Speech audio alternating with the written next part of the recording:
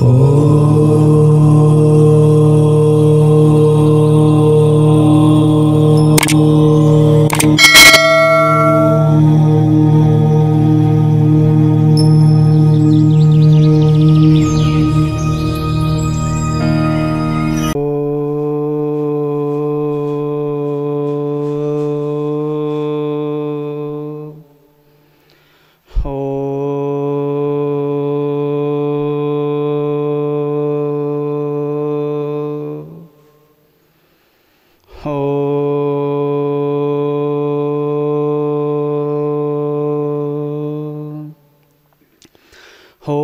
गुरुर्ब्रह्मा गुरुर्विष्णुः गुरुर्देवो महेश्वरः गुरुसाक्षात् परब्रह्म तस्मै श्री गुरवे नमः।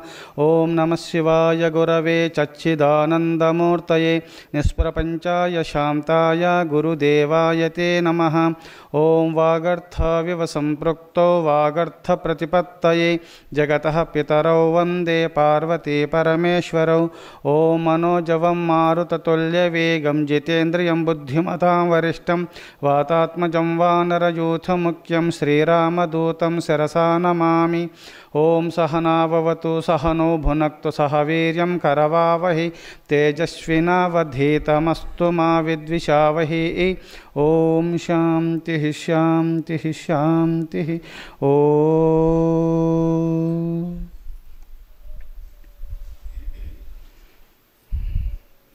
నారద మహర్షి వైకుంఠానికి వెళ్ళి శ్రీ మహావిష్ణువును ప్రశ్నించినాడు. స్వామి, కలియుగము స్టార్ట్ అయినది. ఈ కలియుగంలో నేను అప్పుడప్పుడు విహరిస్తుంటాను. కలిపురుషుడు 4 పాదాలతో జూదము, పానము, వ్యభిచారము, జీవహింస అనే అధర్మ మార్గంలో పయనిస్తున్నాడు. ఈ కలిపురుషుడు ఈ భూమండలమంతా పాలన చేస్తున్నాడు. నేను అక్కడికి పోతే నన్ను బంధిస్తాడు, ఎవరినైనా పట్టుతాడు. పరమభక్తాగ్రేసురు ఎంతమందో ఉన్నారు కదా, అట్టి వారికి కలిదోషములు అంటకుండా ఉండాలా. ఈ కలియుగంలో ఉన్నటువంటి వాళ్ళు కూడా కలిపాపములు కలిదోషములు అంటబడకుంటుండి మోక్షాన్ని పొందే మార్గము ఏమైనా వ్రతము ఉన్నదా? ఎందుకంటే కలికాలంలో తపస్సులు చేయలేరు. కలియుగంలో ఎంతో తపస్సు చేస్తే మోక్షం వస్తుంది, ఎంతో నిష్ఠ ఉంటేనే మోక్షం ప్రాప్తిస్తుంది. కలికాలంలో ఈ కలియుగంలో కలిపురుషునికి దాసులైపోతారు అందరూ. అందుకోసము మోక్షాన్ని పొందే వ్రతము సులభమైనటువంటి వ్రతము ఏమైనా ఉన్నదా స్వామి? మానవులకు అందరికి ఆబాల గోపాలము అందరూ కూడా చిన్నపిల్లల కానుంచి వృద్ధుల వరకు కూడా సులభమైనటువంటిది ఏమైనా వ్రతాన్ని పాటిస్తూ మోక్షాన్ని పొందే వ్రతం ఏమైనా ఉన్నదా స్వామి అని నారద మహర్షి శ్రీ మహావిష్ణువును ప్రాధేయపడి లోక కళ్యాణార్థ నిమిత్తమై మానవులు ఈ కలియుగంలో ఉన్న మానవులు ఉద్ధరణ పొందుట నిమిత్తమై ప్రశ్నించినాడు శ్రీ మహావిష్ణువుని. అప్పుడు నారద, ఈ ప్రశ్న చాలా బాగా వేసినావు, సంతోషమునైనా విశ్వశాంతికై విహరించడము పరితపించడం నీ యొక్క కర్తవ్యం అది. అందుకోసం మానవాళి ఉద్ధరించుట నిమిత్తమై అట్టి దివ్యవ్రతములను ప్రసాదించుట, అట్టి వరాన్ని ప్రసాదించుట నా కర్తవ్యం.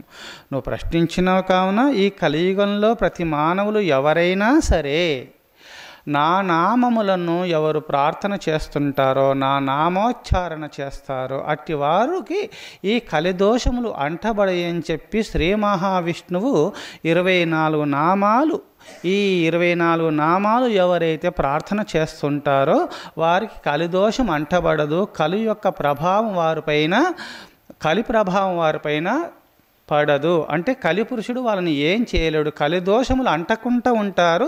తామరాకు నీటిలో ఉండినా అంటబడనట్టుగా కలియుగంలో ఉండినప్పటికైనా ఈ 24 నామాలు ఎవరు జపం చేస్తారో వారికి కలిదోషము అంటదు, వారు ముక్తాత్ములు అవుతారని చెప్పి శ్రీ మహావిష్ణువు నారద మహర్షికి ఉపదేశం చేసినటువంటి మంత్రములు, నామాలు 24 ఉన్నాయి. ఎవరైతే 24 నామాలు ఎవరు కంఠస్థం చేసుకొని ఆ శ్రీహరిని జపం చేస్తుంటారో, అందుకని సులభమైనటువంటి మార్గము ఈ 24 నామాలు ఎవరైనా కంఠస్థం చేయగలుగుతారు. సులభమైన ఎన్నో లేచింది మొదలుకొని పరుండే వరకు ఎన్నో నామాలను కంఠస్థం చేస్తున్నారు కదా. ఏవేవో వ్యర్థమైన మాటలు కంఠస్థం చేసుకొని అవి వల్ల వేసుకుంటూ కూర్చుంటుంటారు. అందుకోసమే శ్రీ మహావిష్ణువు 24 నామాలను ఎవరు జపం చేసుకుంటారో నారద, ఈ కలిదోషములు వారి కంటబడవు. అందుకోసమే ఓం కేశవాయ నమః, నారాయణాయ నమః, మాధవాయ నమః, గోవిందాయ నమః, విష్ణవే నమః, మధుసూదనాయ నమః, త్రివిక్రమాయ నమః, వామనాయ నమః, శ్రీధరాయ నమః, వృషికేశాయ నమః, పద్మనాభాయ నమః, దామోదరాయ నమః, శంకర్షణాయ నమః, వాసుదేవాయ నమః, ప్రద్యుమ్నాయ నమః, అనిరుద్ధాయ నమః, పురుషోత్తమాయ నమః, అధోక్షజాయ నమః, నారసింహాయ నమః, అచ్యుతాయ నమః, జనార్దనాయ నమః, ఉపేంద్రాయ నమః, హరే నమః, శ్రీకృష్ణ పరమాత్మనే నమః, శ్రీరామ తారక పరబ్రహ్మణే నమః, శ్రీ వెంకటేశ్వర స్వామి పరబ్రహ్మణే నమః, శ్రీ సదాశివాయ నమః, సద్గురుభ్యో నమః అని నామములను ఇంకా 4 చేర్చినారు మన మహర్షులు. ఈ 24 నామాలు ఇంకా 4 వెంకటేశ్వర స్వామిది, శ్రీరామచంద్రునిది, శివునిది, పరబ్రహ్మస్వరూపులైన గురుదేవుని నామాలు ఇంకా 4 చేర్చినారు. ఈ 24 ఆ 4 28 నామాలు ఎవరు జపం చేసుకుంటారో వారికి కలిదోషము పుణ్యపురుషుల యొక్క నీడ కూడంగా చూడలేదు. కలిపురుషుడు వాళ్ళ నీడ కూడంగా చూడలేదు, నీడ కూడంగా తొక్కలేడనమాట. అందుకోసమే నారద, ఈ 24 నామాలను మీరు ప్రచారం చేయండి. 24 నామాలను ఉచ్చరిస్తూ నా నామజపం చేసుకుంటూ ఈ భూమండలం అంతా తిరుగుతూ 24 నామాలు ప్రథమంలో అష్టోత్తర శతనామాలు ఉన్నది. అష్టోత్తర శతనామములు, సహస్రనామములు, భగవంతునికి ఎన్నో నామాలు ఉన్నాయి. అన్ని కంఠస్థం చేయాలంటే సాధ్యం కాదు. కావున సులభమైనటువంటి వ్రతము లోకానికి అందించినాడు శ్రీ మహావిష్ణువు నారద మహర్షి ద్వారా. 24 నామాలు నేను చెప్పినటువంటి నామాలు మీరు చూసుకొని కంఠస్థం చేసుకొని మీరు ప్రతిరోజు సర్వత్రా అంతటా ఆ నామజపం చేసుకుంటూ ఉన్నటువంటి వారికి మీకు ఎప్పుడు కూడా ఆనందమే ప్రాప్తిస్తుంది. దుఃఖం అనేది మీ దరికి చేరదు.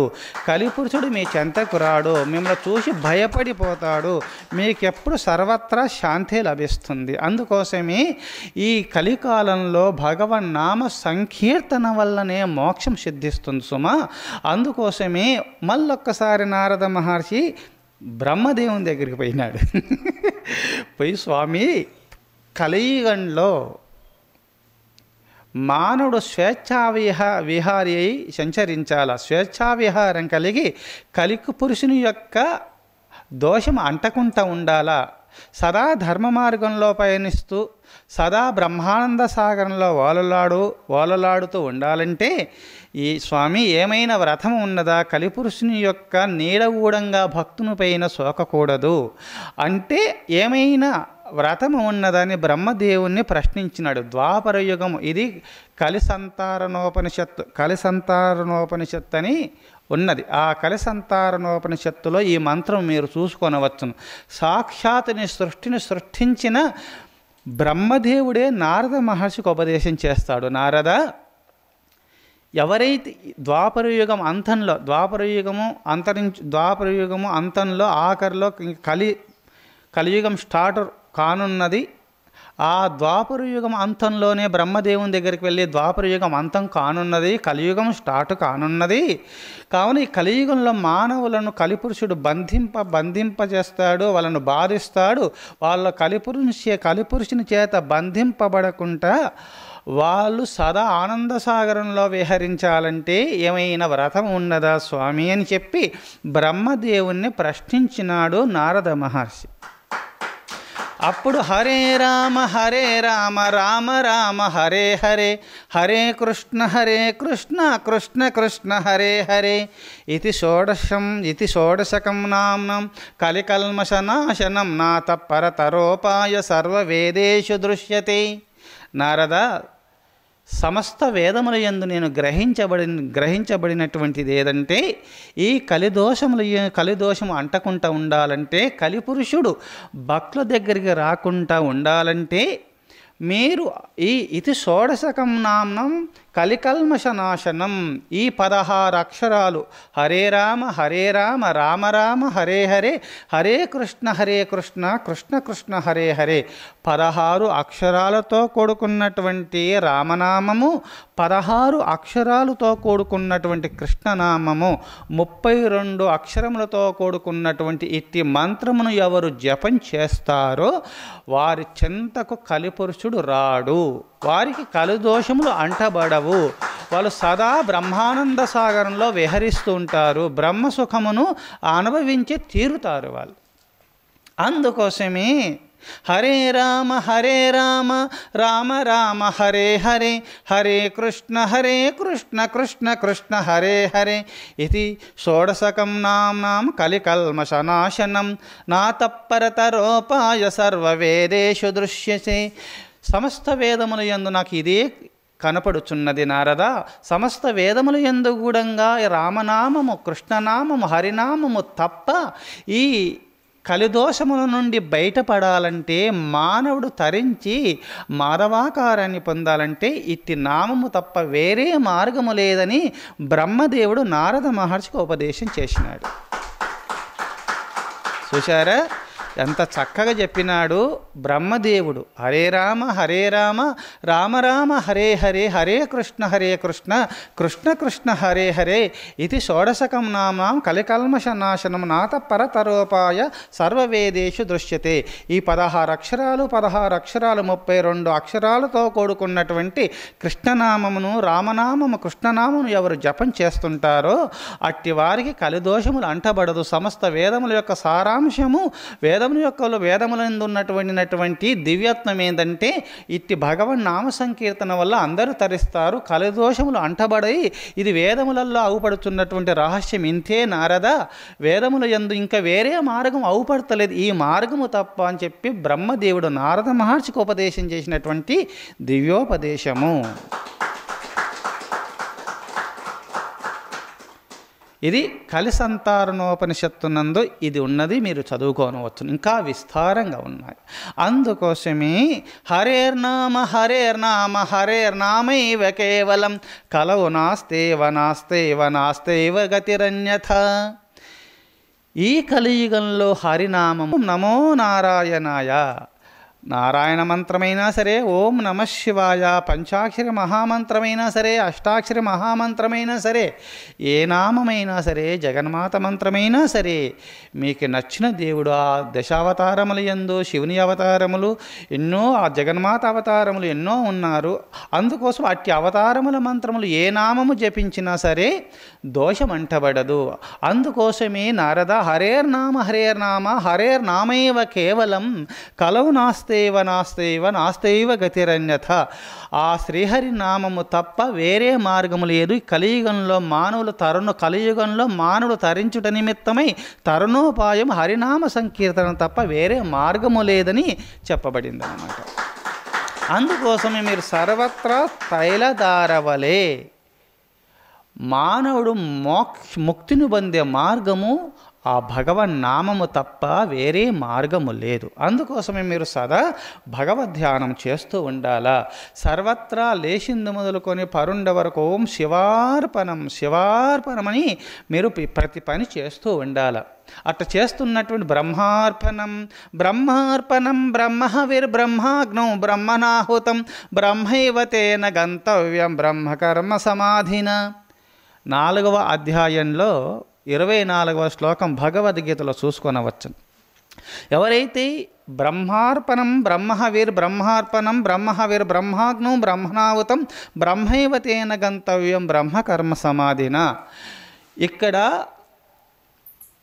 అన్నము, నెయ్యి, శృక్స్రవాదులు, ఇక్కడ హోమద్రవ్యములు, ఆవిష్యులు అర్పిస్తున్నటువంటి పుణ్యపురుషులైనటువంటి పరమభక్తులు యజ్ఞయాగాదులు చేస్తున్నారు. ఆ యజ్ఞకర్తను వాళ్ళందరూ కూడా ఆ సత్కర్మలు చేస్తూ భగవదార్పణ బుద్ధితో చేయుచున్నటువంటి ధీశక్తి, అట్టి ఓర్పుతనము, అట్టి ఆ సత్కర్మలు చేస్తూ ఆ సత్కర్మల ద్వారా పొందుతున్నటువంటి ఫలితం కూడా అది బ్రహ్మస్వరూపమే.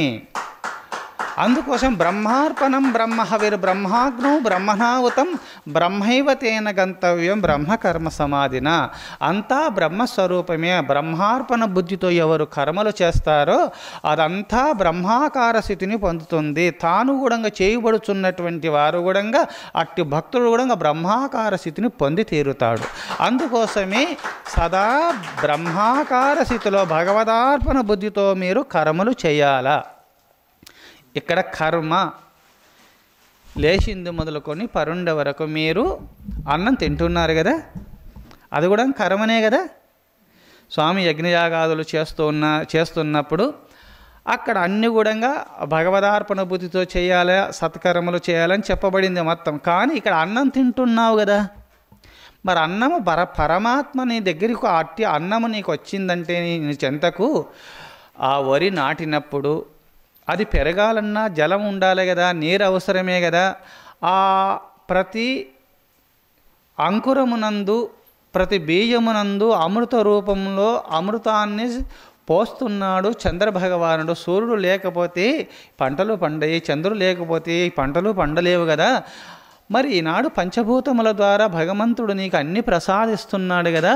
అందుకు భగవదార్పణ బుద్ధితో మీరు నువ్వు లేకపోతే నేను లేను స్వామి, నాకు ఆహారాన్ని ఇస్తున్నావు, నీరుని ఇస్తున్నావు, అగ్నిని ఇస్తున్నావు, సర్వత్రా నాకు అంతా నువ్వే ప్రసాదిస్తున్నావు అనే భావన చేత అన్నం నీ దగ్గరకు వచ్చిందంటే భగవంతుని కరుణ ఉన్నందువల్లనే. నీరు లేకపోతే అన్నం నీకు వస్తున్నదా? సూర్యచంద్రులను రవిచంద్ర ఘనావృక్షా నదీ గావశ్చ సజ్జనా ఏతే పరోపకారాయ భువి దైవేన నిర్మితా. భగవంతుడు చెప్పినాడు. అంటే శాస్త్రముల యందు కూడా ఈనాడు కూడా సూర్యచంద్రులను సమస్త దేవతాగణాన్నంతా కూడా మానవుల శ్రేయస్సుకై భగవంతుడు నిర్మించినారు వీళ్ళందరినీ. అందుకోసమే మనం సదా భగవత్ చింతన చేసుకుంటూ ఉండాలా. లేచింది మొదలుకొని పరుండ వరకు పరమాత్మ చింతన చేస్తూ ఉండాలి. అన్నం తింటుంటే ఓం కృష్ణార్పణమస్తు, రామార్పణమస్తు, విష్ణుర్పణమస్తు అని శివార్పణమస్తు అంటూ అన్నము తింటూ ఉన్నప్పుడు ప్రతి ముద్దను కూడా మీరు భగవంతుని నోట్లో పెడుతూ తినాలి, భగవంతునికి అర్పించుతూ తినాలి. మీరు తింటున్నారు, ఈ పాంచభౌతికమైన శరీరానికి ఆహారం పెడుతున్నారు, కడుపు మీకు నిండవచ్చును. కానీ అన్నము తినే ముందు ప్రతి ముద్దను కూడా బ్రహ్మార్పణ భావన చేత కృష్ణ పరమాత్మను లేదా శివుణ్ణి కానీ జగన్మాతను మీకు ఇష్టదైవమును ఎవరైనా సరే ఉన్నారో ఆ ఇష్టదైవమును ముందు కూర్చుండబెట్టేసి ఆ భగవంతుని నోట్లో పెట్టినట్టే భావన చేత అన్నం మనం తినాలి. అట్టి భావనతో మనం ఎప్పుడు అన్నం తిన్నామో, మీరు ఆహారం ఏ భావనతో మీరు అన్నం తిన్నారో అన్నం అరిగి బహిర్భూమికి పోయే వరకు ఆ 24 గంటలు మొత్తం కూడా ఎట్టి భావనతో మీరు పరమాత్మ భావనతో మీరు అన్నం తింటున్నారో అన్నం అరిగి మరి 24 గంటల వరకు కూడా అట్టి భావనలోనే మీరు ఉంటారు. ఆహారం తినముందు ఎట్టి భావనలో ఉన్నారో ఆ 24 గంటలకు మీ మనసు కూడా అట్నే ఉంటుందని శాస్త్రముల యందు పురాణముల యందు చెప్పబడినటువంటి రహస్యం. అందుకోసమే మీరు అన్నం తింటుంటే భగవంతుని నోట్లో పెట్టుతూ ఆ నీరు తాగుతూ ఉన్నప్పుడు ఆ జగన్మాతకు ఆ పరమేశ్వరునికే తాపుతున్నాననే భావన చేత మీరు ఆహారం ఎప్పుడు తిన్నారో అది భగవదార్పణ బుద్ధితో మీరు అది కూడా ఒక కర్మ, సత్కర్మ, అది భగవంతునికి చెందుతుంది. ఆ భగవంతుడు స్వీకరిస్తారు. అప్పుడు ఏమవుతుంది? మీరు నిత్యోపవాసులు. అన్నం తిన్నా పాంచభౌతికమైన శరీరానికి పెడుతున్నారు. దీనికి అన్నగత ప్రాణాహ, ఇది అన్నగత ఆహారం. నీరుంటే శరీరంలో ప్రాణం నిలుస్తుంది. కావున ఈ శరీరం మీరు కారు. కావున తనలో ఉన్నట్టు తన హృదయాంతరాళంలో ఉండి తను భాషిస్తున్నటువంటి భగవంతునికి మీరు అన్నం పెడుతున్నారు. కావున అట్టి భావనతో మీరు అన్నం తిన్నప్పుడు మీరు నిత్యోపవాసులే అవుతారు. మీరు కన్ను చూసినప్పటికైనా ఈ సృష్టినంతా చూస్తుంది పరమాత్మ భావనతో చూసినప్పుడు, అప్పుడు కన్నుతో చూసినప్పటికైనా అప్పుడు కూడా ఆ ఇంద్రియాలకు అవి కూడా ఉపవాసం ఉన్నట్టే. మీరు నడుస్తున్నారు, అన్య మార్గంలో పోకుండా భగవంతు వలుగులు పదములు అన్నట్టుగా భాగవతంలో చెప్పినట్టుగా ఆ భగవంతుని ప్రదక్షిణం చేస్తూ ఆ భగవంతుని అర్చిస్తూ భగవంతుని పూజిస్తున్నప్పుడు ఇవన్నీ కూడా ఒక దివ్య వ్రతంలో ఉండి శరీరం కూడా ఒక పూజనీయమైనటువంటి ఒక దివ్యత్వాన్ని పొందుతుంది. కావున ఈ శరీరం కూడా పవిత్రమయంగా అవుతుంది, మంత్రసిద్ధిని పొందుతుంది, అనగా మంత్రమయంగా మారిపోతుంది శరీరము. అందుకోసమే మీరు నడుస్తున్నా, నీరు తాగుతున్నా, చూస్తున్నా, వింటూ ఉన్నప్పటికైనా మంచి కథలు వినండి, మంచిది చూడండి, మంచిది చెయ్యండి. మంచిది మాట్లాడినప్పుడు అప్పుడు మీరు ఇంద్రియాలు అదుపులో పెట్టుకున్న వాళ్ళు అవుతారు, జితేంద్రులు అవుతారు వాళ్ళు. అందుకోసమే మీరు ఆహార పానీయములు తింటూ భగవంతుని అర్పించి మీరు భోంచేస్తే అప్పుడు మీరు నిత్యోపవాసులు అవుతారు మీరు అప్పుడు. అందుకోసం ఇది శాస్త్రములందు చెప్పబడి ఉన్నది. గురుర్ వాక్యం శాస్త్ర దృష్టాంతరం ఆత్మనిశ్చయం. స్వామి గురుదేవా మీరు చెబుతున్నారు, ఎక్కడైనా శాస్త్ర ప్రమాణము కావాలి అని మీకు సందేహం కలగవచ్చును. బృందావనంలో ఉన్నప్పుడు యమునా నది ప్రవహిస్తున్నది. అక్కడ అందరూ గోపికలు గోపబాలకులందరూ ఉన్నారు. ఒకసారి ఆ ప్రాంతంలో విహరిస్తూ ఉన్నప్పుడు రుక్మిణి, సత్యభామ మున్నగు అష్టభార్యలంతా ఉన్నారు. ఆ యమునా నదీ తీరంలో అటువైపున దుర్వాస మహర్షి చాతుర్మాసం చేస్తూ ఉన్నారు. కృష్ణ పరమాత్మ ఉండి, స్వామి మేము ప్రతిరోజు మీ ఆహార పానీయాలు ఈ యమునా నదిని దాటి మీకు అందిస్తాం స్వామి. ఈ చాతుర్మాసం మీరు బాగా చేసుకోండి నిర్విఘ్నముగా, మీకు ఏ విఘ్నాలు ఉండే స్వామి.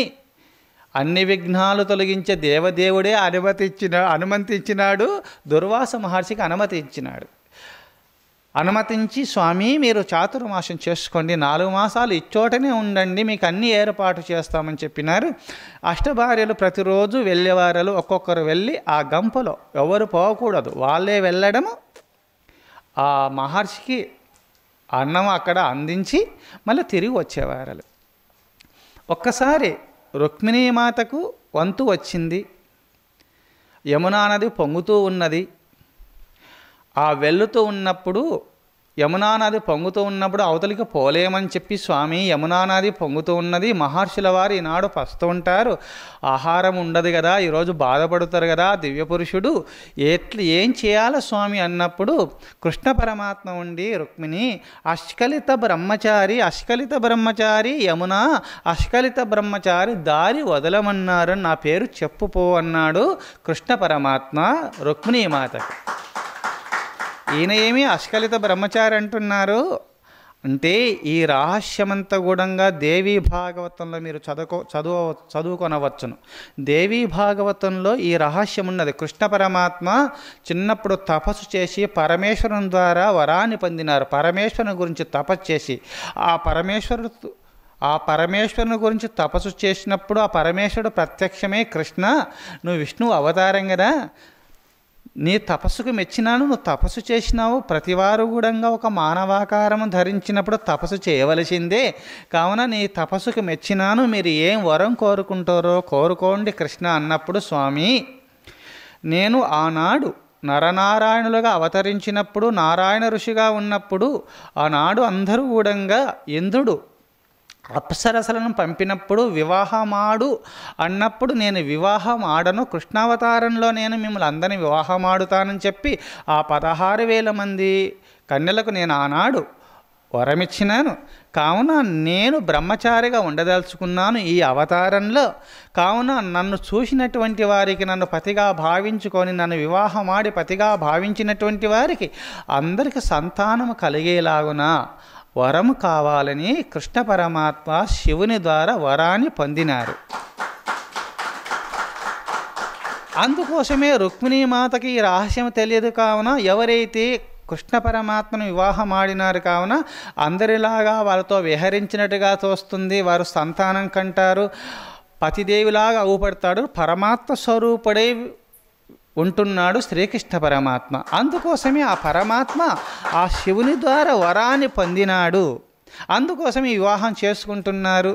వాళ్ళందరూ కూడా సంతానం కలుగుతున్నారు. ఒక్కొక్కరి ద్వారా కృష్ణ పరమాత్మ ఉన్నట్టుగా ఆ పరమేశ్వరుని వరప్రభావం వల్ల కృష్ణ పరమాత్మ తన చెంత ఉన్నట్టుగా వాళ్ళకు తోస్తూ ఉన్నది. అంతవరకే కృష్ణ పరమాత్మ ఆ రుక్మిణీ మాతకు చెప్పగానే కృష్ణ పరమాత్మ లీలలు కదా అని వెళ్ళింది.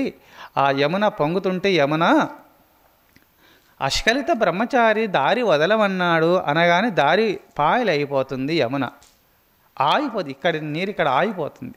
నేరుగా వెళ్ళి ఆ మహర్షుల వారికి అన్నం ఇచ్చింది. భోంచేసినారు. తిరుగు ప్రయాణంలో స్వామి యమున పొంగుతుంది స్వామి, నేను ఎలా వెళ్ళేది అంటే, అమ్మా నిత్యోపవాస దారి వదలమన్నాడు యమున, నా పేరు చెప్పు అమ్మా అని చెప్పినాడు. నేను కడుపార ఇప్పుడు అన్నం పెట్టినా, నేనే వడ్డించిన తిన్నాడు మహర్షి. కృష్ణ పరమాత్మను సందేహించుదామా అంటే అశ్కలిత బ్రహ్మచారి దారి వదలమన్నారు అనగానే అక్కడ సత్యం ఉంది కావున యమున దారి వదిలింది. నది ప్రవహించుచున్నప్పుడు ఆ మాట సత్యం ఉంటేనే కదా దారి వదిలింది యమునా మాత, లేకపోతే వదలదు. కానీ ఇక్కడ మహర్షుల వారు నిత్యోపవాసి దారి వదలమన్నారు అని చెప్పమని అన్నారు. కావున ఇప్పుడు నేను నా చేతుల ద్వారా అన్నం వడ్డించినారు, మహర్షుల వారు తిన్నారు. ఇది నిత్యోపవాసం ఎలా అవుతుంది? అయితే మహర్షి నేను అన్నం వడ్డించినాను కదా, ఇది నిత్యోపవాసం ఎలా అవుతుందని చెప్తే ఆయన కోపిష్టి ఏమైనా శాపన పెడతాడు, ఆయనకు ఎదురు పలకకూడదు. దుర్వాస మహర్షి చెప్పింది వినడమే కానీ ఆయన చెప్పినట్టే అందరూ వినాలి, కానీ ఎవరు చెప్తే వినడు. దుర్వాస మహర్షికి ఒక వ్రతం ఉన్నది, చెప్తే వినాలి అంతేగాని ఆయనకు ఎదురు పలకకూడదు. సరే మహర్షుల వాక్కు ఏమిటో అని చెప్పి నేరుగా వచ్చి యమునా నది పొంగుతూ ఉన్నది. అప్పుడు యమున దుర్వాస మహర్షి నిత్యోపవాసి దారి వదలమన్నాడు, నేను అవతలకు వెళ్ళుట నిమిత్తమై అనగానే దారి వదిలింది యమునామాత. నేరుగా అవతలకు వెళ్ళినారు. కృష్ణ పరమాత్మని ఈ విషయం అడిగింది, స్వామి మీరు నిత్యోపవాసులని అక్కడ దుర్వాస మహర్షి అన్నారు, అక్కడనేమో దుర్వాస మహర్షి నిత్యోపవాసి దారి వదలమని చెప్పండి, నా పేరు చెప్పండి అనగానే దారి వదిలింది యమునామాత. మీరు అశ్కలిత బ్రహ్మచారి దారి వదలమని చెప్పండి, నా పేరు చెప్పండి అండి, మీ పేరు చెప్పగానే దారి వదిలింది. ఈ రహస్యం ఏమిటి స్వామి అంటే, ఈ విషయము రుక్మిణీమాతకు, జాంబవతికి, సత్యభామకు, అష్టభార్యలకు అందరూ కూడా దుర్వాస మహర్షికి అన్నం ఇస్తూ వచ్చినారు. కానీ ఈ విషయం సత్యభామకు కూడా ఈ విషయం జరిగింది. వాళ్ళందరూ కూడా కృష్ణ పరమాత్మను ప్రశ్నించినారు, స్వామి మీరు బ్రహ్మచారి అశ్కలిత బ్రహ్మచారులు ఎలా అవుతున్నారు, మీ లీలలు అమోఘము, ఎందుకంటే యమునా నదే మాకు సత్యం, నువ్వు అశ్కలిత బ్రహ్మచారి అయినందువల్లనే యమునా మాత మాకు దారి వదిలింది, ఆ మహర్షి చెంతకు పోవట నిమిత్తమై, అందుకోసమే ఈ రహస్యం చెప్పండి స్వామి అంటే, అప్పుడుండి సతీమణులారా మీరందరూ కూడా ఆ పరమేశ్వరుడు నాకు వరమిచ్చినడు, ఆ వర ప్రభావం వల్ల మీతో విహరించినట్టుగా మీకు సంతానం కలిగినట్టుగా తోస్తుంది. నేను అస్కలిత బ్రహ్మచారిని సుమా, మీతో ఏనాడు కూడా మీ స్పర్శ కూడా నాకు లేదు సుమా, అది యోగ లీల వల్ల జరుగుతుంది సుమా, భగవంతుని యొక్క వర ప్రభావమే నేను అస్కలిత బ్రహ్మచారిని సుమా అని ఈ రహస్యాన్ని కూడా తన ధర్మపత్నులకు ఉపదేశం చేసినాడు కృష్ణ పరమాత్మ. మరి నిత్యోపవాసి ఎట్లా అవుతాడు దుర్వాస మహర్షి అని ప్రశ్నించినారు. కన్నుల ఎదుట ఇది జరిగింది, నిత్యోపవాసి ఎట్లా అవుతాడో, మేము ఆహారం వడ్డించినాం కదా స్వామి అన్నప్పుడు, అప్పుడుండి అది సత్యమైన మాట, మీ మాట సత్యమే, మీరు అన్నం వడ్డించింది సత్యమే, ఆ మహర్షి తిన్నది కూడా సత్యమే, కానీ ఆ మహర్షుల వారు కృష్ణార్పణమంటూ నాకు అర్పించి తిన్నాడు ఆ దుర్వాస మహర్షి. అన్నం ప్రతి ముద్ద ప్రతి మెతుకు కూడా తన ఇష్టదైవానికి అర్పిస్తూ తిన్నాడు, ఆ నీరు తాగుతూ తన ఇష్టదైవానికి అర్పిస్తూ తిన్నందువల్ల ఆ భగవంతునికే చెందింది, కానీ అన్నము తిన్నది ఆ దుర్వాస మహర్షికి చెందలేదు, ఆ భగవంతునికి చెందింది అది, కావున ఆయన నిత్యోపవాస అయినారు అక్కడ అని ఉపదేశం చేసినాడు శ్రీకృష్ణ పరమాత్మ. అందుకోసమే మీరు నిత్యోపవాసులుగా కావాలా, మీరు నిత్యోపవాసులుగా అయినప్పుడే మీకు మోక్షం సిద్ధిస్తుంది. అందుకోసము మీరు ఆహారం తినే ముందు కూడా శివార్పణమస్తు అనే భావన చేత మీరు ఎప్పుడైతే ఆహారము తింటారో ఆ శివునికి చెందుతుంది. ప్రతి మెతుకు ప్రతి ముద్ద మీ నోట్లకు పోతుంటే భగవంతుని తినిపిస్తున్నాను. ఆ పరమేశ్వరుడు ఒక పసిపాప అయినాడు నా ముందు. నిజమైన భక్తులకు ఇది అనుభూతి కలుగుతుంది. మీరు భగవంతునికి బిడ్డలై ఆ జగన్మాతకు ఆ జగదీశ్వరునికి పసిపాపలై మీరు విహరిస్తూ ఉంటే కొంతకాలమునకు ఆ భక్తి పండినప్పుడు పరిపక్వ స్థితికి వచ్చినప్పుడు ఆ పరమేశ్వరుడు ఆ జగన్మాతనే పసిపాపలై మీ వెంట విహరిస్తుంటారు. అప్పుడు మీరు ఆహారం తింటూ ఉన్నది ఆ పసిపాపలకు తినబెట్టిన భావనలో మీరు తింటారు. చిన్న పిల్లలు తన చెంత ఉండగా తల్లి ఎప్పుడైనా అన్నం తింటుందా? తినదు. అప్పుడు త్రిమాతలందరూ కూడా పసిపాపలై విహరిస్తారు యోగీశ్వరుని నెంబడి. ప్రతి ముద్ద గూడంగా భక్తి పారవశ్యంలో వాళ్ళకే పెట్టుతూ భోంచేస్తారు. అప్పుడు ఆ జగదీశ్వరులకు అనగా త్రిమూర్తులకు త్రిమాతలకే చెందుతుంది. అట్టి భక్తి పారవశ్యంలో మీరు ఆహారము తింటూ ఉన్నప్పుడు ఆ భగవంతునికి పెట్టుతూ తిన్నప్పుడు ఆ సర్వేశ్వరునికి చెందుతుంది. అప్పుడు మీరు నిత్యోపవాసులు అయిపోతారు. మీకు ఏ పాపం అంటదు. అందుకోసమే మీరు ఆహారము తినముందు బ్రహ్మార్పణం బ్రహ్మహవిర్ బ్రహ్మాగ్నో బ్రహ్మణాహుతం బ్రహ్మైవ తేన గంతవ్యం బ్రహ్మకర్మ సమాధిన. ఇక్కడ అగ్ని, నెయ్యి, సృక్స్రవాదులు అనగా నెయ్యి పోస్తున్నట్టు గరిడలు ఉంటాయి కదా, అవన్నీ కూడా నెయ్యి, హవస్సులు, యజ్ఞ సామాగ్రి. అక్కడ యజ్ఞము చేయుచున్నటువంటి ఆ యజమాని భక్తి పారవశ్యంలో యజ్ఞయాగాదులు చేస్తున్నాడు. ఏకాగ్రత దృష్టితో నిశ్చల స్థితితో ఏకాగ్రత భావన చేత ఆ భగవంతుని అర్చిస్తూ యజ్ఞయాగాదులు చేసినప్పుడు అటు ఏకాగ్రత గూఢంగా ఆ ఏకాగ్రత వల్ల పొందినటువంటి ఏ ఫలితం ఉందో అది గూఢంగా పరబ్రహ్మమే. ఆ ఏకాగ్రత చేత పొందినటువంటి ఫలితం కూడా పరబ్రహ్మ స్వరూపమే. అంతా పరబ్రహ్మమే అన్నాడు. బ్రహ్మార్పణం బ్రహ్మహవిర్ బ్రహ్మాగ్నో బ్రహ్మణాహుతం బ్రహ్మైవ తేన గంతవ్యం బ్రహ్మకర్మ సమాధిన. ఏ భగవదార్పణ బుద్ధితో ఏ కర్మ చేసినప్పటికైనా అది బ్రహ్మస్వరూపంగానే మారిపోతుంది. అప్పుడు జీవుడు దైవాకారాన్ని పొందుతాడు, మీరు ముక్తాత్ములైపోతారు. అందుకోసమే శివార్పణమస్తు అనే భావన చేత మీరు కర్మలు చేయండి. శివనామైవ సంసార మహారోగైకశామకం. శివనామైవ సంసార మహారోగైకశామకం.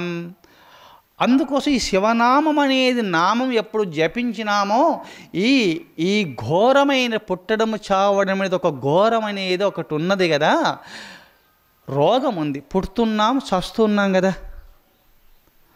పుట్టడము చావడమే గొప్ప రోగం. అది ఈ పుట్టడము చావడం అనే రోగమునకు ఔషధం ఏది అంటే శివనామైవ సంసార మహారోగైకశామకం నాణ్య సంసార రోగస్య శామకం దృశ్యతే మయ. ఎవరైతే ఈ పుట్టడము చావడం మహారోగం పుడుతున్నావు, మళ్ళా కర్మ చేస్తున్నావు, కర్మశేషం వల్ల మళ్ళీ జన్మ వస్తుంది, మళ్ళీ పుడుతున్నావు, మళ్ళీ కర్మ చేస్తున్నావు, మళ్ళీ చస్తున్నావు, మళ్ళీ పుట్టుతున్నావు. ఈ ఘోర రోగం ఉంది. ఈ పుట్టడము చావడం అనే రోగమునకు ఔషధం ఏదంటే భగవన్నామము.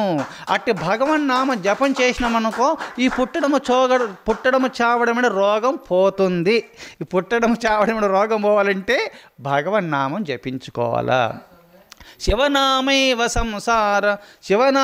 సంసార మహారోగైకశామకం నాణ్య సంసార రోగస్య శామకం దృశ్యతే మయ. అందుచేత ఈ శివనామ సంకీర్తన చేస్తున్నటువంటి వారికి శివనామమైనా హరినామమైనా మీకు ఏ దేవుని నామమైనా సరే మీరు జపించుకోండి. ఈ అవలీలగా ఈ సంసార సముద్రాన్ని చిటికలో మీరు దాటగలుగుతారు, మీరు తరిస్తారు. అందుకోసమే మీరు సదా భగవత్ చింతన చేసుకోండి. ఆ దైవ సంకీర్తన వల్ల మీరు అద్వైత స్థితిని పొందుతారు. ఆ బ్రహ్మాకార స్థితిని మీరు పొంది తీరుతారు. ఆ బ్రహ్మాకార స్థితిని పొందాలంటే కీటకం బ్రహ్మరూపాన్ని పొందినట్టుగా మీరు భగవత్ చింతన చేయగా దేవుడు దైవాకారాన్ని పొందుతారు. ఆ దైవాకార స్థితిని పొందాలంటే అనుష్ఠానం ఉండాలి సుమా, తపస్సు చేసుకోవాలా. తపస్సు అనగా ఇప్పుడు సదా పరమాత్మ చింతన చేసుకోండి. బ్రహ్మచర్యం జపోర్మౌనం నిరాహారత్వమేవచ ఇత్యేతత్ తపసోరూపం సుఘోరం సుధురాశదం. బ్రహ్మచర్యం జపోర్మౌనం నిరాహారత్వమేవచ ఇత్యేతత్ తపసోరూపం సుఘోరం సుధురాశదం. మనుస్మృతిలో మను మహర్షి చెప్పినాడు ఈ రహస్యమును. తపస్సు అనగా తపస్సుకు 4 పాదములున్నాయి. బ్రహ్మచర్యము, జపము, మౌనము, నిరాహారములు. ఇట్టి వ్రతమును పూని ఆ పరమాత్మ చింతన చేస్తున్నటువంటి పుణ్యపురుషులకు అన్ని సిద్ధిస్తాయి. బ్రహ్మచర్యం జపోర్మౌనం నిరాహారత్వమేవచ ఇత్యేతత్ తపసోరూపం సుఘోరం సుధురాశదం. ఏది పొందాలనుకున్నారో అది సుసాధ్యముగా పొందగలుగుతారు. అన్ని అసాధ్యం సుసాధ్యమవుతుంది. ఇట్టి తపస్సు ద్వారా అన్ని పొందగలుగుతారు. అందుకోసమే అద్వైత స్థితిని, బ్రహ్మాకార స్థితిని పొందాలంటే తపస్సు చేసుకోవాలా. కాంతా కనకాలను ముట్టకూడదు. ఇది ఎవరు చెప్పినారు? బ్రహ్మదేవుడు చెప్పినాడు. శ్రీ మహావిష్ణువు ఆ సర్వేశ్వరుడు కూడా సనకాది మహర్షులకు చెప్పినటువంటి రహస్యం. ఒకసారి సనకాది మహర్షులకు సందేహం కలిగింది. జీవేశ్వరులు భిన్నులా అభిన్నులా, జీవుడు దేవుడు ఒక్కరా వేరా అని సందేహం కలిగింది. సందేహం కలిగి ఈ విషయం చెప్పేవాళ్ళు ఎవరు? ఆ సర్వేశ్వరుడు బ్రహ్మదేవుడు తప్ప, తనను సృష్టించిన, మనలను సృష్టించిన బ్రహ్మదేవుడు తప్ప ఎవరు చెప్పలేరని బ్రహ్మదేవుని దగ్గరికి పోయినారు సనకాది మహర్షులు. పోయి ప్రశ్నించినారు, స్వామి జీవుడు దేవుడు ఒక్కరా వేరా, జీవేశ్వరులు ఒక్కరా వేరా అని ప్రశ్నించినారు. అప్పుడు బ్రహ్మదేవుడు చెప్పి కొన్ని వేల సంవత్సరాలు ఉపదేశం చేసినాడు. చేయగా కొంచెం శిష్యులకు పరీక్షించినాడు. అట్నే గురువులు శిష్యులకు పరీక్ష పెడతారు. గురుదేవాని దగ్గరకు వచ్చినంత మాత్రాన్ని ఉట్టినే కాదు, ఏదో ఒక విధంగా గురుదేవులు శిష్యులకు పరీక్ష పెడతాడు. ఆ పరీక్షకు తట్టుకుంటారా వాళ్ళు అన్నీ పొందగలుగుతారు. వాళ్ళకి అసాధ్యం ఉండదు. గురువు పెట్టే పరీక్షలో వాళ్ళు ఆ గురువుది పెట్టుతున్నటువంటి పరీక్షకు తట్టుకునిరా, అది ఉత్తీర్ణులు అయితిరా, అన్నీ సిద్ధిస్తాయి వాళ్ళకు. అందుకోసం బ్రహ్మదేవుడు ఆ జగన్మాత అయినటువంటి సరస్వతి మాత కొంచెం పరీక్ష పెట్టినారు వాళ్ళు సనకాది మహర్షులకు. ఉపదేశం చేస్తున్నప్పుడు ఆ జగన్మాత వీణ వాయిస్తున్నప్పుడు బ్రహ్మదేవుడు వేదం చదువుతూ ఉంటున్నప్పుడు కొంచెం అక్కడుండి అక్కడ ఏం చెప్పినాడంటే, కొన్ని వేల సంవత్సరాలు ఉపదేశం చేసి జీవేశ్వరులు భిన్నులా అభిన్నులా అని చెప్పి వీళ్ళు ప్రశ్నించినప్పుడు జీవేశ్వరులు తెలియనంతకాలము భిన్నులే, తెలిసిన తర్వాత అభిన్నులు ఒక్కరే, జీవేశ్వరులు ఒక్కరే అని చెప్పినాడు బ్రహ్మదేవుడు. చెప్పిన తర్వాత మరి అది పొందాలంటే కాంతా కనకాల ముట్టకూడదు, తపస్సు చేసుకోవాలి. బ్రహ్మచర్యము మనసా కర్మనా వాచ, బ్రహ్మచర్య వ్రతాన్ని పాటించాలా, జపము చేసుకోవాలా, గురువిచ్చినటువంటి మంత్రం జపం చేసుకోవాలా, మౌనంగా ఉండాలా. బ్రహ్మచర్యం జపోర్మౌనం నిరాహారత్వమేవచ, అధికంగా భోంచేసుకోకుండా మితాహారి అయి ఉండాలా. ఇది తపస్సు యొక్క స్వరూపం నాయన. అందుకోసమే మీరు ఇటు తపస్సు చేసుకోండి, కాంతాకనకాల ముట్టకూడదని ఉపదేశం చేస్తున్నప్పుడు ఈ బిడ్డలను కొంచెం పరీక్షించాలని ఆ జగన్మాత వీణ వాయిస్తున్నప్పుడు బ్రహ్మదేవుడు ఆ వేదం చదువుతున్నప్పుడు కొంచెము ఇంతవరకు గురుదేవులు కాంతాకనకాల ముట్టొద్దు అన్నాడు కదా బ్రహ్మదేవుడు. మళ్ళీ సరస్వతి మాత వీణ వాయించుతుండగా వేదం చదువుతూ మన ఉపన్యాసములు కొంచెం విరమించి అటు చూస్తున్నారు. ఓహో అని చెప్పి వీళ్ళకి సందేహం కలిగింది. అక్కడ పరీక్షించినాడు బ్రహ్మదేవుడు సనకాది మహర్షులను. ఈ సృష్టిని సృష్టించిన వాళ్ళు ఆరలే కదా. అప్పుడు అందుకోసమే కొంచెం పరీక్షకు పెట్టగానే కొంచెం సందేహం కలిగింది బ్రహ్మదేవుని పైన. మాకు చెప్పుతున్నాడు మంచి మాటలు కరెక్టే, కాంతా కనకాల ముట్టొద్దు అంటున్నాడు, కానీ మాకు చెప్పుతూ జగన్మాత అక్కడ సరస్వతి మాత వీణ వాయించగానే దృష్టి అటుపోయింది కదా అని సందేహ మనస్కులై కొంచెము చింతాక్రాంతులై ముఖావలోకం ఒకరొకరు ముఖం చూసుకొని నవ్వుకున్నారట. మన గురుదేవులు బాగా చెప్పుతున్నాడు, చెప్పే మాటలు బాగున్నాయి, కానీ అక్కడ చేష్టలు సరిలేవు అని చెప్పి సందేహ మనస్కులై కొంచెం మనసులో కొంచెం అనుకోగానే బ్రహ్మదేవునికి తెలిసిపోయింది. అప్పుడు సనకాది మహర్షులారా, మేము కొంచెము మా పైన సందేహం కలిగింది కావున మేము ఎంత చెప్పినా సరే మీకు జ్ఞానోపదేశం పట్టదు. సందేహాత్మ వినశ్యతి. గురువు పైన సందేహం కలిగిందనుకో శిష్యునికి ఆ జ్ఞానోపదేశం గురువు ఎంత చెప్పినా పట్టదిగ. అందుకోసమే అక్కడ ఎందుకు ఆడినారంటే బ్రహ్మదేవుడు సరస్వతిమాత నన్ను సృష్టించిన శ్రీహరికి చెందాలా ఈ బిరుదు అని చెప్పి సనకాది మహర్షులకు వెంటనే మీరు శ్రీ మహావిష్ణువు ఉన్నాడు, మీరు అక్కడికి వెళ్ళండి, మీ సందేహ నివృత్తి అవుతుంది. ఎంత చెప్పినా నా పైన సందేహం కలిగింది కావున మేము సృష్టికర్తలం కావున ఈ సృష్టిని సృష్టించిన తల్లిదండ్రులం కావున మా పైన సందేహం కలిగింది, మేము ఎంత చెప్పినా మీకు జ్ఞానోపదేశం పట్టదు కావున మీరు తరించాలంటే శ్రీ మహావిష్ణువు దగ్గరికి పోండి అని చెప్పినారు. అక్కడికి వెళ్ళిన తర్వాత శ్రీ మహావిష్ణువు ఉన్నారు, నమస్కారం చేసినారు. అక్కడ మీ సందేహం ఏమి ఎందుకు వచ్చినారని చెప్పి అక్కడ కుశల ప్రశ్నలు అడిగినారు. శ్రీ మహావిష్ణువు, స్వామి మాకు సందేహం ఉన్నది, జీవేశ్వరులు భిన్నులా అభిన్నులా, జీవుడు దేవుడు ఒక్కరా వేరని ప్రశ్నించినారు. దానికి తిప్పి ఇదే ప్రశ్నలు అడుగుతున్నారు. దానికి త్రిప్పి కొన్ని వేల సంవత్సరాలు ఉపదేశం చేసినాడు శ్రీ మహావిష్ణువు. కొంచెం శిష్యులను పరీక్షించదలుచుకున్నాడు. అప్పుడు ఆఖల్లో ఎంత తెలియనంతకాలం జీవేశ్వరులు వేరు తెలియనంతకాలం, తెలిసిన తర్వాత ఒక్కరే. అది తెలియడం అంటే అనుష్ఠానం వల్ల తెలుస్తుంది. ఏది అనుష్ఠానం ఏంటంటే కాంతా కనకాల ముట్టొద్దు, తపస్సు చేసుకోవాలని బ్రహ్మదేవుడు చెప్పిన వాక్కులే ఇక్కడ చెప్పినాడు. చెప్పుతున్నప్పుడు ఆ జగన్మాత లక్ష్మీమాత వచ్చి పాదాలు వతుతూ ఉన్నది, ఆశీర్వదిస్తున్నాడు, మంచి మాటలు చెప్పుతూ ఉన్నాడు. కాంతా కనకాలను ముట్టొద్దు అంటున్నారు, లక్ష్మీమాత ద్వారా పాదాలు వర్తించుకుంటున్నారు. ముట్టొద్దు అని చెప్పుతూ ఉన్నప్పుడు ముట్టించుకుంటున్నాడు కావున అక్కడ ముఖావలోకం ఒకరొకరు చూసుకున్నారు. మనకు చెప్పే వాక్కులు బాగున్నాయి కానీ చేసే చేష్టలు సరిలేవని చెప్పి సందేహాత్మ మనస్కులై కొంచెం ముఖావలోకం ఒకరొకరు చూసుకొని కొంచెం నవ్వుకున్నారు తనలో తాను. అప్పుడుండి శ్రీ మహావిష్ణువు ఎంత చెప్పినా మేము పోషణకర్తలం, సృష్టికర్త బ్రహ్మ, పోషణకర్తలము మేము కావున ఈ సృష్టికి తల్లిదండ్రులము. నిరాకారమైన పరబ్రహ్మమే త్రిమూర్తులుగా త్రిమాతలుగా మారినాడు. అనేకత్వంగా మారినాడు ఆ పరబ్రహ్మమే, వాళ్ళు ఒక్కరే. కావున సృష్టికి మేము తల్లిదండ్రులం కావున మేము తల్లిదండ్రులుగా ఉన్నాము. కావున మీరు బ్రహ్మచారులు కావున మా పైన సందేహం కలిగింది సనకాది మహర్షులారా, మేము ఎంతకాలం చెప్పినా మీకు జ్ఞానోపదేశం పట్టదు. కావున సర్వేశ్వరుడున్న కైలాసపతి ఉన్నాడు, ఆ కైలాసానికి వెళ్ళండి, సర్వేశ్వరుని దగ్గరికి మీకు తప్పకుండా మీ సందేహం నివృత్తి కలుగుతుంది, అక్కడికి వెళ్ళండి అనగానే సరే కైలాసానికి వెళుతుంటే పార్వతీ పరమేశ్వరులు ఈ విషయం తెలుసుకున్నారు. వాళ్ళు ఆది గురువులు, వేదాలను సృష్టించి వేదశాస్త్రాలను లోకానికి అందించడం నిమిత్తమై బ్రహ్మదేవుడు సనకాది మహర్షులను సృష్టించినారు. ఆది గురువులు వాళ్ళకు సందేహ నివృత్తి కలగాలంటే బ్రహ్మ ద్వారా విష్ణు ద్వారా కలగలేదు.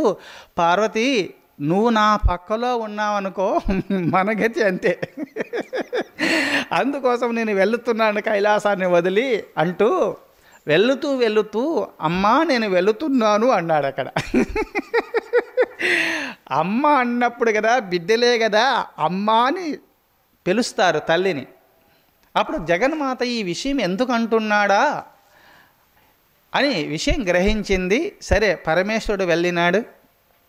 అక్కడ దక్షిణామూర్తి రూపమును ధరించేసి ఒక వటవృక్షాన్ని ఆ కైలాస మార్గమునకు వచ్చుచున్నటువంటి దారిలో ఒక వటవృక్షమును సృష్టించుకొని ఆ వటవృక్షం కింద కూర్చొని దక్షిణముఖి అయి కూర్చొని వయస్సుగా ఉన్నాడు. ఒక యువకుని రూపంలో కూర్చొని చిన్ముద్ర పట్టుకొని ధ్యాన నిష్టలో ఉన్నాడు. అక్కడ సనకాది మహర్షులు కైలాసానికి వెళుతుంటే అటువైపు దృష్టి పడింది. మనకు ఈ మహాపురుషుని మనం ప్రశ్నించుదాము అక్కడ ఎందుకనే భావన కలిగింది. వాళ్ళ మనసులో ఉన్నాడు సర్వేశ్వరుడు కావున, అంతటా ఉన్నాడు కావున వాళ్ళ మనసును అటు త్రిప్పినాడు సర్వేశ్వరుడు. అక్కడికి వెళ్ళినారు, నమస్కారం చేసుకున్నారు.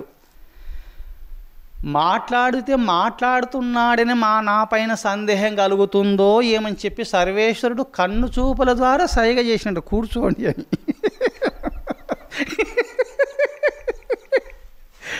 కూర్చోండి అని సైగ చేసినాడు, కూర్చున్నారు. మీకు ఏమి సందేహమని ప్రశ్నించినాడు. చూపుల ద్వారానే జరిగింది. అప్పుడుండి సాష్టాంగ నమస్కారం చేసి, స్వామి మాకు సందేహం ఉంది, కొంచెం మాట్లాడి మా సందేహ నివృత్తి చేయండి. మౌనంగా ఉన్నాడు కావున ఈయన మహనీయుడు అని ఒక భావన కలిగింది అక్కడ మహర్షులకు. అప్పుడు జీవేశ్వరులు భిన్నులా అభిన్నులా అని ప్రశ్నించినారు. ఆ జీవేశ్వరులు భిన్నులా అభిన్నులా అని ప్రశ్నించినప్పుడు దానికి చెప్తూ 3.5 కోట్ల సంవత్సరాలు ఉపదేశం చేసినాడు దక్షిణామూర్తి సనకాది మహర్షులకు. 3.5 కోట్ల సంవత్సరాలు ఉపదేశం చేసి జీవేశ్వరులు భిన్నులా అభిన్నులా అని ప్రశ్నిస్తున్నారు. తెలియనంత కాలము భిన్నులు. అనుష్ఠానం ద్వారా సర్వేశ్వరుని కృపను ఎప్పుడు పొందినారో అభిన్నులు అయిపోతారు. ఆ సర్వేశ్వరుని కృపను పొందాలంటే కాంతా కనకాలను ముట్టొద్దు, తపస్సు చేసుకోవాలా అని ఉపదేశం చేసినాడు సర్వేశ్వరుడు సనకాది మహర్షులకు. అప్పుడు పరమేశ్వరుడు వెళుతూ అమ్మా అనుకుంటూ వెళ్ళినాడు కావున ఈ రహస్యం గ్రహించుకొని సర్వేశ్వరుడు అక్కడికి వెళ్ళిన తర్వాత పార్వతీమాత అన్నపూర్ణ అన్నం పెట్టుచున్నటువంటి అన్నం పెట్టిన వారు అన్నపూర్ణ అంటారు కదా, ఆమె తల్లిగా మారి సనకాది మహర్షులు అక్కడ ఉపదేశాన్ని పొందుతున్నారు సర్వేశ్వరుని ద్వారా. అక్కడికి వెళ్ళేసి, స్వామి నేను అన్నం పెట్టదలుచుకున్నాను, నాకు అనుమతి ఇవ్వండి అని పార్వతీమాత కోరుకుంది పరమేశ్వరుని ద్వారా. అప్పుడు సరే తదస్తమ్మా, మీరు అన్నం పెట్టండి మీ బిడ్డలకు అని చెప్పి ఆ పరమేశ్వరుడు అనుమతి ఇచ్చినాడు యతి రూపంలో. ఎందుకంటే అక్కడ దక్షిణామూర్తి రూపంలో ఉన్నారు. అప్పుడు పార్వతీమాత అన్నపూర్ణామాత అవతారమును ధరించింది. అన్నపూర్ణామాత అవతారం అప్పుడు వచ్చిందనమాట. అన్నపూర్ణామాత అవతారమును ధరించి అన్నపూర్ణామాత రూపమును ధరించి ఆ 14,000 మంది శిష్యులు ఉన్నారు అక్కడ. సనకాది మహర్షులతో పాటు 14,000 మంది శిష్యులు ఎంటొచ్చినారు. ఒకరిద్దరు గారు, వాళ్ళ ఆది గురువులు కావున వాళ్ళ వెంబడి చాలా ఉన్నారు. అంతమందికి అన్నం కాకూడదు, అంతమందికి అన్నం వడ్డిస్తూ ఉన్నది ఆ జగన్మాత సృష్టించి. అందుకోసమే ఆ 3.5 కోట్ల సంవత్సరాలు అన్నము పెట్టుతూ ఉన్నది. 3.5 కోట్ల సంవత్సరాలు జరిగింది. మళ్ళా ఆ ఒక్క ప్రశ్ననే జీవేశ్వరులు భిన్నుల అభిన్నుల దాన్ని త్రిప్పి అడుగుతున్నారు, త్రిప్పి చెప్పుతున్నాడు సర్వేశ్వరుడు. తెలియనంత కాలము భిన్నులు, తెలిసిన తర్వాత అభిన్నులు. ఒకరి తెలియాలంటే అనుష్ఠానం చేసుకోవాలా అంటూ కాంతా కనకాల ముట్టొద్దు అని చెప్పి చెనుముద్ర పెట్టినాడు. ఇగో దేవుడు, జీవుడు, సత్వగుణం, రజోగుణం, ఇది తమోగుణం. ఈ సత్వరజ స్తమోగుణాలను వేరు చేసేసి జీవాత్మను పరమాత్మ వైపు తిప్పాలా. అంటే జీవుడు దైవాకారాన్ని పొందాలంటే మీరు సదా ప్రకృతి వైపు మనసు పోకుండా పరమాత్మ వైపు మనసు పెట్టి పరమాత్మ ధ్యానం చేసుకున్నటువంటి పుణ్యపురుషులు ఈ జీవుడు దైవాకారాన్ని పొందుతారు. ఇది చెనుముద్ర అంటారు. అందుకోసం ఇట్లా చెనుముద్ర పెట్టుకున్నాడు సర్వేశ్వరుడు. ఇట్లా చిన్నముద్ర పెట్టుకొని కూర్చున్నాడు చెప్పుతూ గురోర్వట తరోర్మూలే శిష్యావృద్ధ గురోర్యువ శిష్యోస్తు. అందుకంటే గురుదేవులు వృద్ధులుగా ఉన్నారు, శిష్యులు వృద్ధులుగా ఉన్నారు, గురుదేవులు యువకుడుగా ఉన్నారు. గురోర్వట తరోర్మూలే శిష్యావృద్ధ గురోర్యువ గురోస్తు మౌనవాఖ్యానాం శిష్యోస్తు చిన్న సంశయ.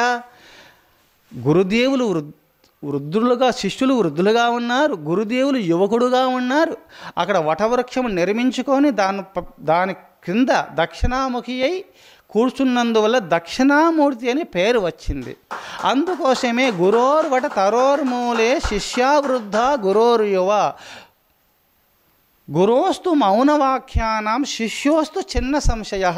గురుదేవులు మౌనంగా ఉండి చిన్ముద్ర పట్టుకొని మౌనంలో కూర్చొని ధ్యాన స్థితిలోకి వెళ్ళగానే ఓహో ఈ చిన్ముద్రల గురించి, ఈ జీవుడు దేవుడు ఒకరే, ఈ సత్వరజ స్తమో గుణములు మాయా సంసారము, దీనిని వేరు చేసి పరమాత్మ వైపు మనసును మరల్చి ఆ పరమాత్మ ధ్యానం చేసుకున్నప్పుడు జీవుడు దైవాకారాన్ని పొందుతాడని ఇంతకుముందుకు ఉపన్యాసంలో దక్షిణామూర్తి చెప్పే ఉన్నారు.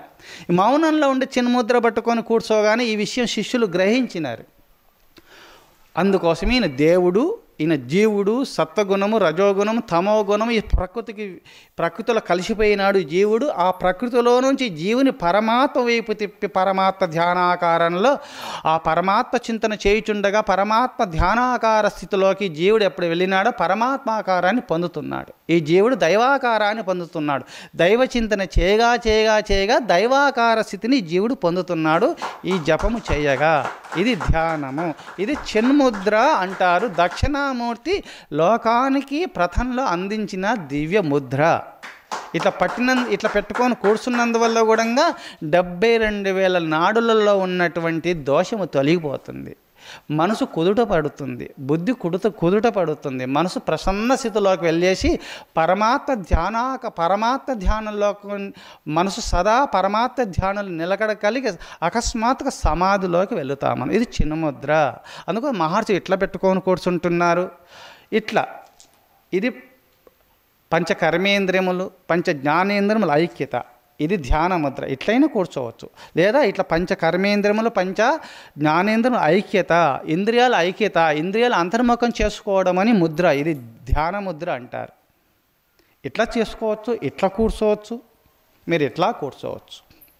లేదా జపమాల పట్టుకొని జపము చేసుకోవచ్చు. జపమాల పట్టుకున్నప్పుడు జపమాల త్రిప్పే ముందు భక్తులైనటువంటి వారు ఇట్లా పట్టుకోవాలి. ఇలా పట్టుకొని పరమాత్మ జీవాత్మ కావున ఈ వ్రేలు పైన ఇట్లా పెట్టుకొని ఇట్లా తిప్పుతూ ఉండాలి. ఓం నమ శివాయ, ఓం నమ శివాయ, ఓం నమ శివాయ, ఓం నమ శివాయ అంటూ గురుపూస కొలుకు పూస అంటారు. ఇటుకు రాని ఇటు పోనివ్వకుండా మళ్ళీ ఇట్లా తిప్పుకోవాలి. అట్లా తిప్పుతూ ఒక మాల కానీ ఒక వ్రేలు ముయ్యాల. ఇట్లా ఒక్కొక్క మాల తిప్పగానే ఒక వ్రేలు మూస్తూ ఉండాలి. అప్పుడు 500 అవుతాయి. అంటే ఒక్క మాల తిప్పినప్పుడు 108 పూసలు ఉంటాయి. కానీ ఒక 8 పూసలు లెక్క, 8వ సంఖ్య లెక్క పెట్టకుండా 100 లెక్క పెట్టుకోవాలా.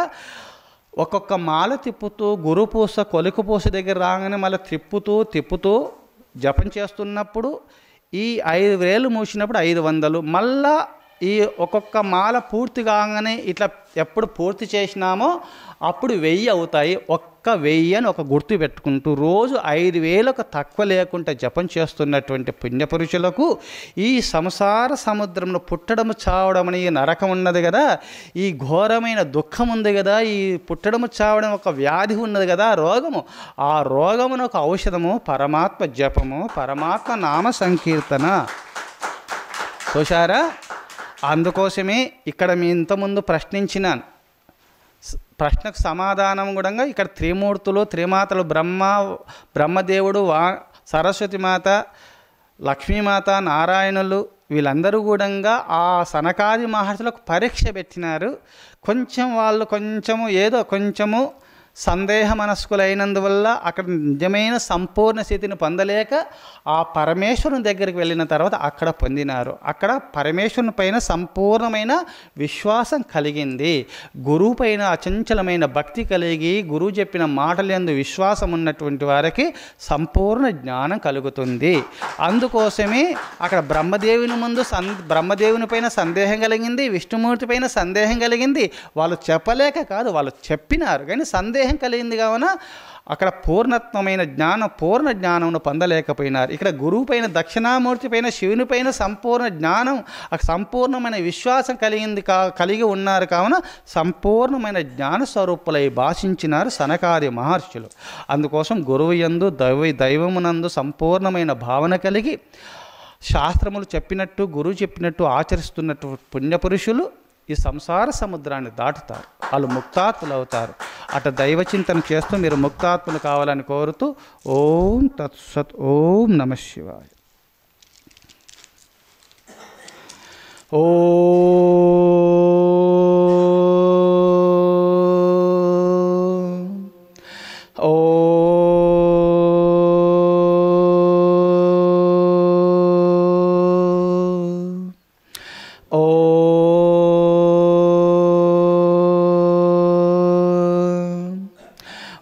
ఓం సహనావవతు సహనో భునక్తు సహ వీర్యం కరవావహై తేజస్వినావధీతమస్తు మా విద్విషావహై.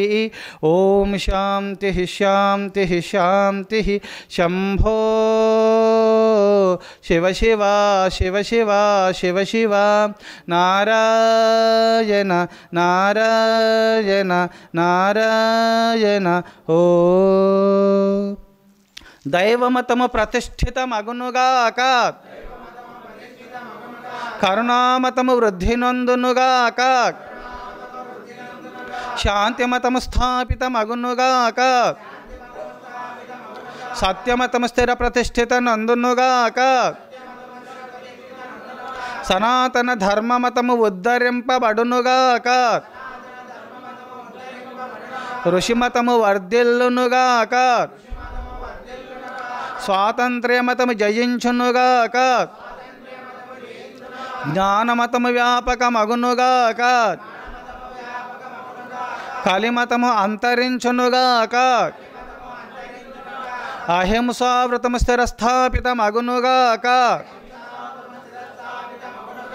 ఓం తత్సత్. ఓం నమః శివాయ. ఓం బ్రహ్మచారి మహర్షి సద్గురు శ్రీ శ్రీ శ్రీ ప్రేమానంద స్వాముల వారికి జై.